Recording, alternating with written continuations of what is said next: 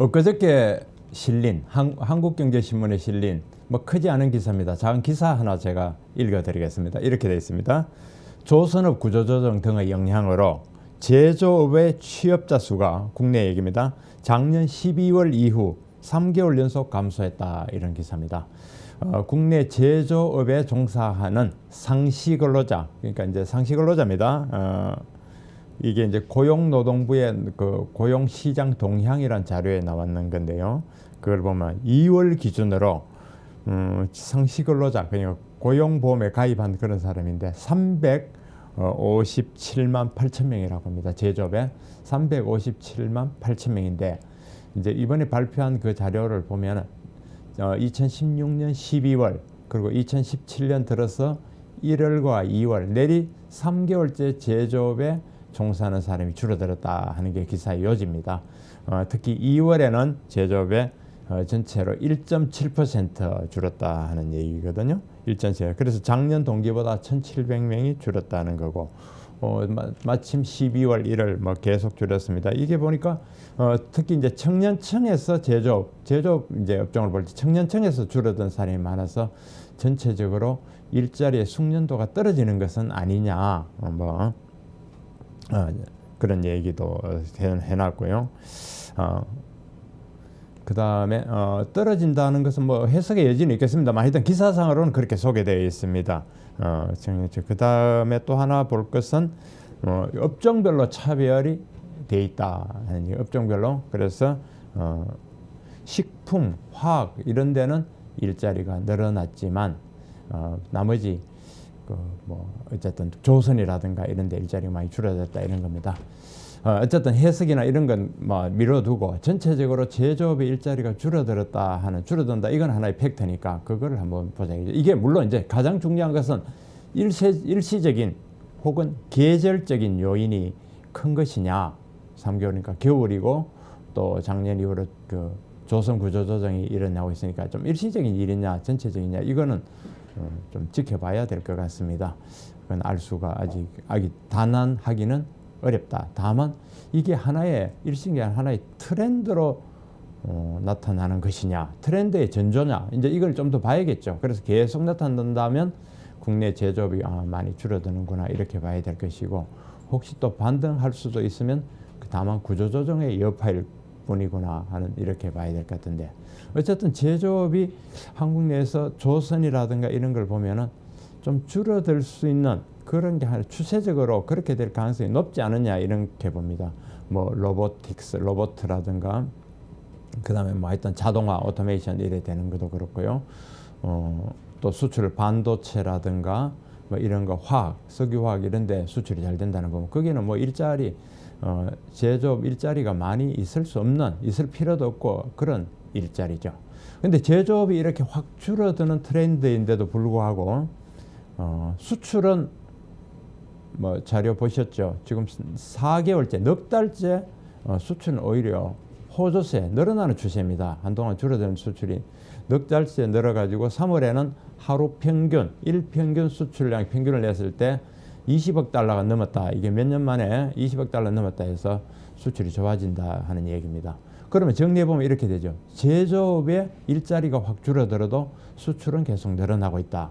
그러니까 우리 수출이 제조업에 위주로 기반한 것만은 아니다. 뭐 우리가 한류 문화라든가 뭐 이를테면 뭐 게임, 그 다음에 들어가는 K-팝 이런 거 있잖아요. 한류 이런 것들은 뭐 중국의 제재도 불구하고 그런 쪽에는 괜찮은 거고, 또 수출이 늘어나는데 업종별로 보면은 반도체가 워낙 호황이니까 좋고, 또 석유화학 이런 데 좋으니까 다른 데 좀 못해도 충분히 커버하고, 국가 전체의 수출 포트폴리오를 보면 커버하고도 남는다, 뭐 이런 상황이고요. 그래서 여러 가지 생각이 듭니다만, 이제 제조업에 우리가 막 목매달고 옛날에 중후장대할 때 사람들이 매달리고, 이거는 전체적으로 방향이 아닌 거 아니냐 모르겠습니다. 아직 그도 말씀드리지만 좀 성급한 그거일 수도 있지만은 트렌드로 보면 아니다는 걸 전제로 두고 우리의 방향을 잡고 좌표를 설정해 가는 게 맞겠다. 뭐 대선 후보들이라는 사람들이 혹은 정당들이 공약을 하고 또 그런 걸 내놓더라도 이제 제조업에 막 일자리 막 사람들 많이 들어가는, 옛날에 중후장대한데 사람들 생산 라인에 작업복 입고 안전모 쓰고 그런 그 무슨 민방위복 같은 작업복이 입고 쫙 늘어서는 그런 모습은 이제 더 이상 아니다. 그런 거죠. 앉아서 부가가치를 높이면서 사람들이 없는 무인 시스템에서 막 만들어내고 아니면 사람들은 모여서 뭔가 재밌는 쪽에 그런 쪽으로 가야 되는 거다. 우리 산업 구조 자체가 그렇게 가고 고용시장 자체도 그렇게 형성돼 가고 우리의 수출도 그렇게 돼 간다는 전제를 두고 아니면 그런 방향으로 혹은 그런 방향에 가속화되면서 혹은 그런 방향을 더 유도하면서 가야 되는 거 아니냐 하는 생각이 듭니다. 그러면 대안은 뭐냐? 결국 제조업이 아니라면은 우리가 3차 산업 같은 그런 건데 그게 뭐냐? 아까 말한 대로 게임이 됐든 뭐 영화가 됐든 케이팝이 됐든 이런 거에서 제가 아까 제목에 호모 루덴스의 길 이렇게 다뤄본 게 바로 그겁니다. 자, 이야기 방향을 조금 돌려서 인간이라는 존재가 참 재밌습니다. 인간만이 놀이하는 인간이라는 그런 특징을 하죠. 인간만이 하는 특징이 바로 호모 루덴스. 호모 루덴스는 네덜란드의 문화학자랄까요? 뭐 인류학자랄까? 뭐 그런 문화인류학자 호이징가라는 사람이 처음 쓴 개념이죠. 호모 루덴스, 놀이하는 인간. 예를 들어 호모 에코노미쿠스, 경제적 인간, 호모 폴리티쿠스, 정치적 인간, 호모 모빌리우스, 이동통신을 들고 다니는 인간, 호모 이렉투스, 직립하는 인간, 호모 사피엔스, 슬기로운 인간, 뭐 그런 거에 연장이죠. 호모 루덴스, 노래하는 인간. 인간만이 모여서 키득거리며 연극을 하고 춤을 추고 놀고 있고 그런 거죠. 그걸 현대화로 보면 그게 전부 다 산업화하고 바로 그 경제적 가치가 나오는 겁니다. 예를 들어 미국 보면은 그 헐리우드의 무수한 영화, 인간만이 놀이를 만들잖아요. 어두컴컴한 극장에 만들어가지고 그 영화 만들어가지고 거기 막대한 부가 나오고 생산이 나오고 하는 거기에 헐리우드 영화 산업이 있고 한국의 영화 산업도 지금 뭐 무지무지하게 커졌잖아요. 그 프로야구, 프로농구, 미국에 뭐 우리도 다 있습니다만은 프로야구, 프로농구, 프로아이스하키, 국내 실험판, 프로축구 이거 노래하는 인간, 인간이 노래하는 인간으로서 거기에 이제 일자리도 나오고 경제 부도 나오고 생산도 나오는 그런 세상이 되어버린 겁니다. 텔레비전 드라마, 한류 드라마 하나 잘 만들면은 뭐 자동차 몇만 대 수출하는 것보다 더 나은 그런 효과를 내는 거고요. 그런 점에서 되게 이제 선진국이라는데 특히 미국 같은데 그거 잘하죠. 미국의 그 프로야구, 프로축구, 그다음에 미국 우리가 미더 하는 미더, 미국 방송국의 드라마 전 세계 얼마나 정말 팔아먹습니까? 예전에 프리즌 브레이크 그거 본다고 제가 4부작 밤새본 적도 있고 그랬는데 그 한 편 볼 때마다 IPTV에서 500원씩 열심히 더 줬거든요. 뭐 그것도 그렇고 헐리우드 영화는 말할 것 없고 미국의 팝 문화, 팝 음악 그러니까 팝 음악 전 세계에 눌린 것도 그렇고 이제 그 문화 경쟁이니까 우리나라도 이제 그런 시대가 된 것 같다. 그 3차 산업에서 뭔가 말하자면 소비 산업 근로이주되고 3차 산업이라는 혹은 서비스 산업이라는 그런 것들이 대부분 호모 루덴스의 길 아니냐 그렇게 봅니다. 근데 이제 결국 우리 국내에 들어보면 저는 굉장히 유감스러운 게 케이블카 하나 설치하는데도 뭐 어디 지방에 보면 한경의대 나오면 15년 걸렸다. 또는 설악산에 또 이건 다른 케이스입니다만 설악산에 5색 케이블카는 대통령 주재의 회의까지 열려가 정부 차원에서 하기로 했는데도 문화재청 산하에 있는 그 무슨 문화재 심의위원회라는 데서 자연환경 훼손 안 된다 해가지고 그냥 거꾸로 돌려버리고 하니까 케이블카도 안 된다. 화성에 있는 유니버셜 스튜디오 그 한다고 얼마나 오래 그랬습니까? 그것도 안 된다. 뭐 안 되는 거 투성입니다. 원격 진료도 안 된다. 그 다음에 호텔도 고급 호텔 최고급 호텔은 뭐 안 된다. 우리는 국내 안 되는 게 너무 많은 겁니다.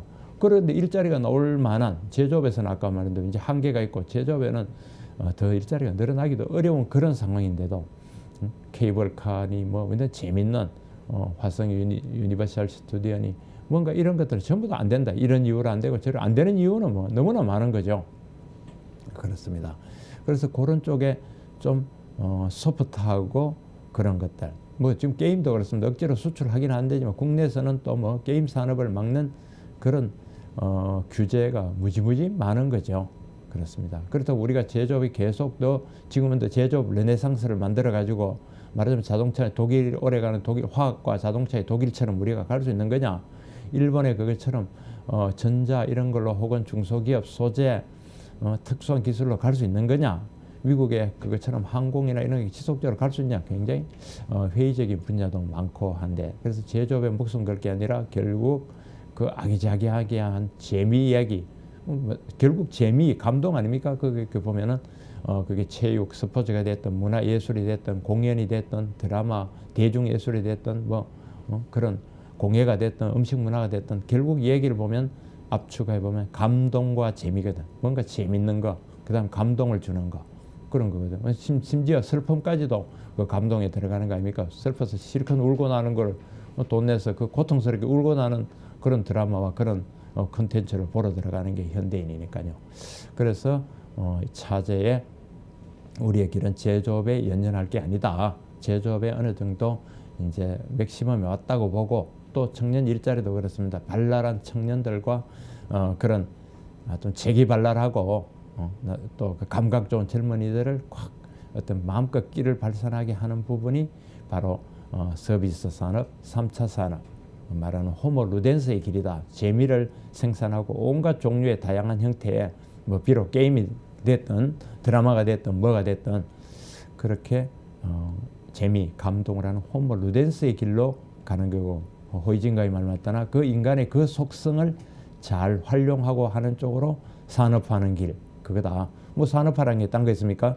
결국은 자본을 투입해서 우수한 인재들이 몰려들게 해서 돈이 들게 하는 거 그게 산업화죠. 스포츠도 산업화니까 프로 스포츠가 나오는 거고 프로 스포츠 아닌 경우는 그냥 아마추어 정신을 할 때는 기록과 게임 그다음 체력 강하게 하는 그런 정도의 스포츠맨십에 그친다면 산업화는 그걸 어떻게 가공하고 붙이고 거기다 더 상표화하고 그에게 스포츠 스타들을 불러들여 가지고 이야기거리를 만들고 돈을 투자해서 더 돈을 벌고 그다음에 거기에 어떤 노하우 하면서 인재와 정보를 끌어모아서 더 상품으로 만드는 그게 산업화일 텐데 그래서 호모 루덴스의 길로 가면서 재미의 산업화, 감동의 산업화, 이야기의 산업화, 컨텐츠의 산업화의 길로 우리가 가야겠다. 그런데 현실은 지금 그렇지 못하다. 아까 설악산에 케이블카 하나 하는 것도 안 되고 유니버설 스튜디오도 하나 안 되고 뭐 이 안 되는 케이스 보면 굉장히 많습니다. 보면은 원격 진료도 안 되고 고급 호텔도 학교 주변이라서 안 되고 호텔 같은 경우에 결국 그런 3차 산업의 하나의 뭐랄까 뭐 키포인트들랄까요? 그런 게 될 텐데 안 된다가 너무 많아서 결국 이제 이야기하다 보면 또 이제 결국 그게 진흥 체계 되기도 하지만 결국 규제 완화로 결론은 이어지는 그런 얘기가 되겠습니다. 아무튼 여러 우여곡절 끝에 여러 얘기가 나오지만은 대선 주자에 나선다는 사람들이 규제 혁파, 규제에 완전히 그 고리를 확 끊어버린다는 그런 전제하에서 온갖 재미난 이야기가 마음대로 그 산업화되도록 호모 루덴스가 더 극대화되도록 그런 이야기들을 많이 한번 해봤으면 하는 작은 오늘은 좀 디테일한 기대를 갖고 그런 이야기를 한번 드려본 겁니다. 3월 17일 금요일입니다. 2017년 3월 17일 금요일자 한국경제신문 보시겠습니다. 일면에는 정권시장의 큰 손들 대세 상승은 이제 시작이다. 주가 올라서 지금 막 했네요. 우리가 그 전통적으로 생각하면은 금리가 이렇게 올랐으니까 주가는 내려가야 될 텐데 어쨌든 불확실성이 해소됐다 이런 측면에 주목하는 거죠. 지금 시장이 아니면 핑계거리를 여유장의 핑계거리를 찾는 건지 어쨌든 주가는 오릅니다. 막 2100 코스피 지수가 2145까지 막 오르니까 지금 아주 대단한 겁니다. 대단한 지금 기세입니다. 그래서 코스피 지수가 3월 16일 2150이 됐군요. 대단합니다. 옆에는 옐런 미국 경제 잘 돌아간다. 금리 인사 올렸습니다. 패드 333 작전이 착착됐다. 333이라면 3년간 연 3회 3번씩 그래서 3% 연 3% 금리가 되도록 3년간 그러면 해마다 3번씩 3%가 되도록 하는 작전 333이 착착 진행되고 있다고 합니다. 자, 검찰의 수사받고 특검에 가서 수사받고 다시 또 검찰에 수사받는 끝없이 시달리는 기업. 이거 왜 이렇게 적게 썼는지 모르겠네. 1단어로 썼네요.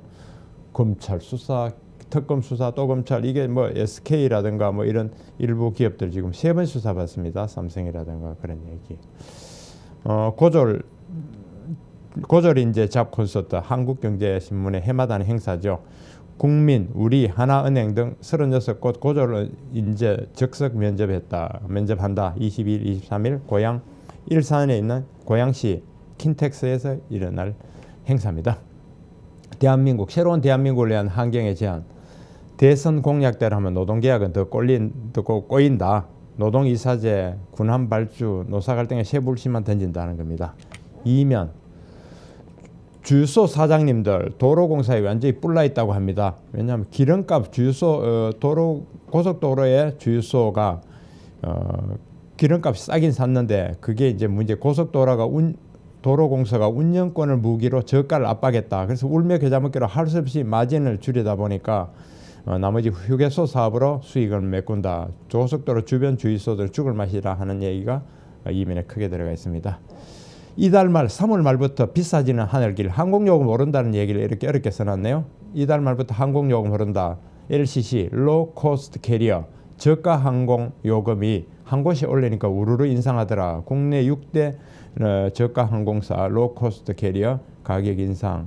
3월 20일 제주항공, 3월 27일 에어부산, 3월 26일 이스타항공, 3월 24일 티웨이항공, 1월 이미 23일 진에어, 그 다음에 에어 서울까지 전부 다 인상폭이 이렇게 되어 있습니다. 자꾸 오르네요. 부동산도 그렇고. 3면 미국 기준금리 인상. 올해 금리 인상은 해서 불확실성 걷어낸 옐런의 자신감이라고 썼습니다. 그동안 해왔던 미국 패드, 미국 중앙은행이 4조 5천억 원이 아닙니다. 4조 5천억 달러에 달하는 양적 완화, QE 어떤 퀀터티브 이징이 종료 시점이 논의되고 있다. 통화 정책이 정상화된다고 합니다. 점진적 금리 인상을 예고한 패드, 끌려가던 옐런 경제지표 호재에 자신감을 가졌다. 그랬습니다.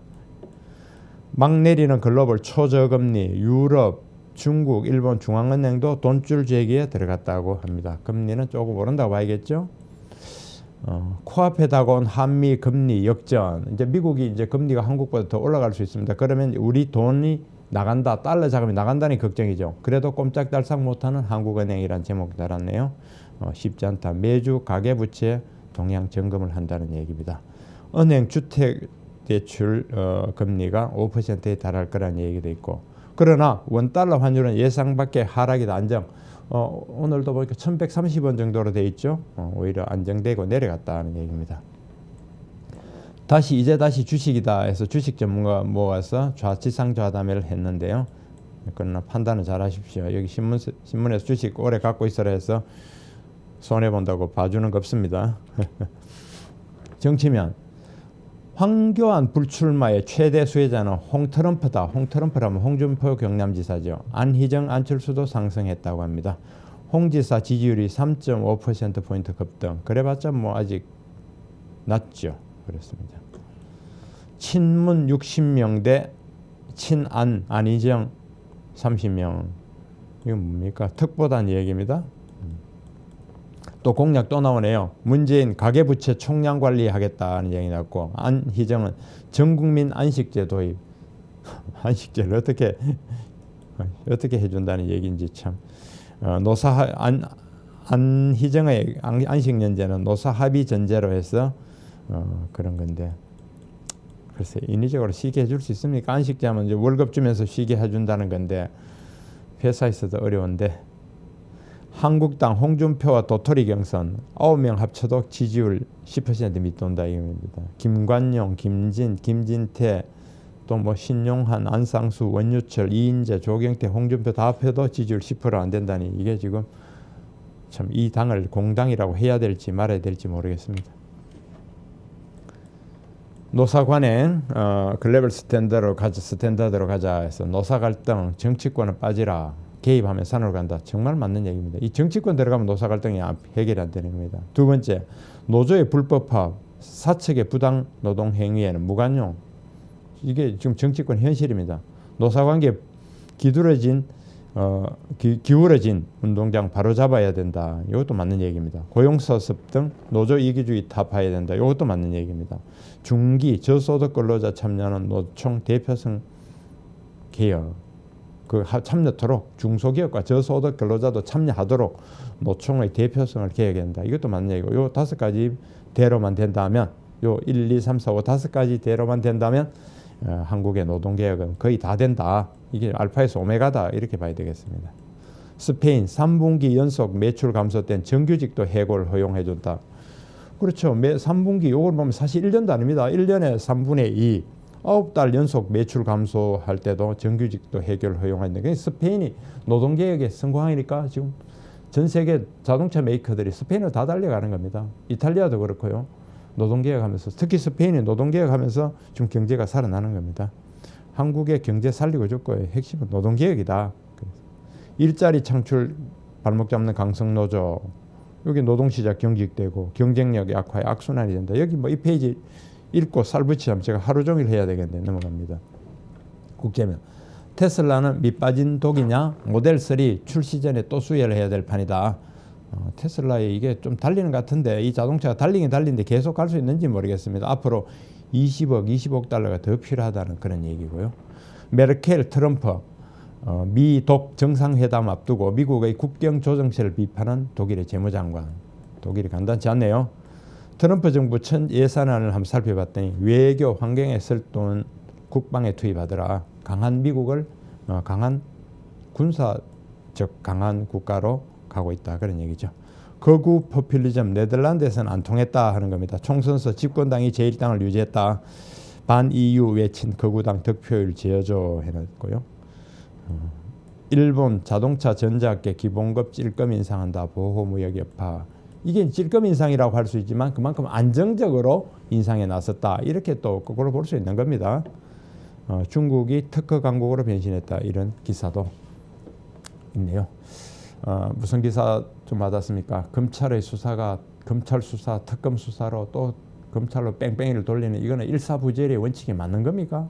한쪽에서는 피해자라고 규정해가 수사하고 한쪽에는 또 뭐 가해자라고 해야 되나요? 한쪽은 하여튼 피해자, 한쪽은 피의자라고 수사하고 일사부재리도 맞지 않고 계속 수사하면 또 이래가 이번에 검찰 수사 또 미진하면 또 특검할 겁니까? 그래서 특검하면 또 검찰에 가서 도무지 언제까지 수사하고 이 수사는 언제 끝나는 거냐?